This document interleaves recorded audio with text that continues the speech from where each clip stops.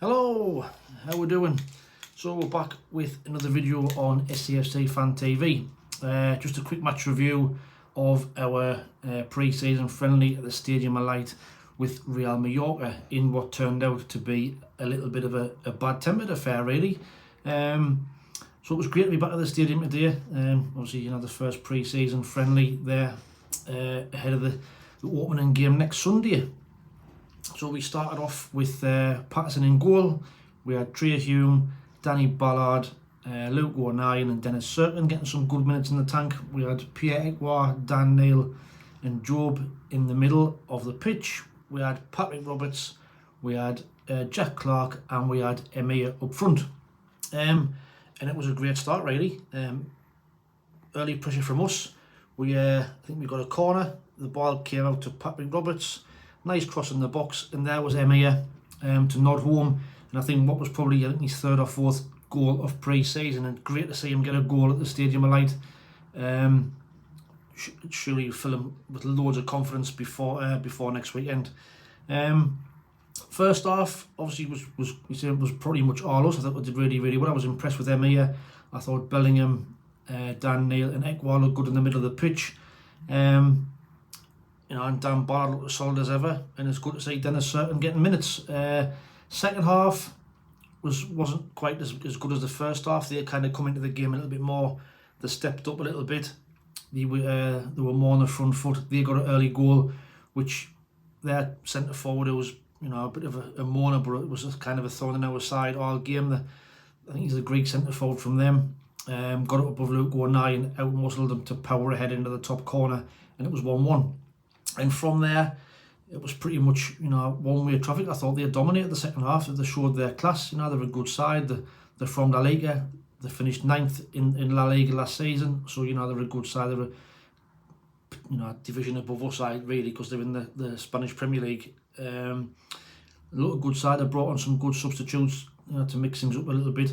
I thought we did better when our substitutions came on. Chris Rigg came on, get some good minutes. Abdullah Bar looked decent when he came on as well. But I was really impressed with Chris Rigg. I thought he did really well when he came on. I think he's got to be pushing for a first team place. Certainly on the bench this season. And then when they come on, we kind of got back in the game a little bit. And I finished the game quite strong. And I think a 1-1 result was probably a fair result. It was, like I say, we dominated the first half. They dominated the second half. Great crowd. The atmosphere was quite good. I think it was about 11,500 in there, with even a few Real Mallorca fans as well. But like I say, at the end of the game, there was a bad tackle on Luke O'Neill. Luke retaliated, and then there was handbags at dawn, really. Everybody piled in, pushing and shoving everybody, which resulted in a red card for one of the Mallorca players for the bad tackle from behind on Luke O'Neill. But that was probably the highlight of the second half for me. But that's it.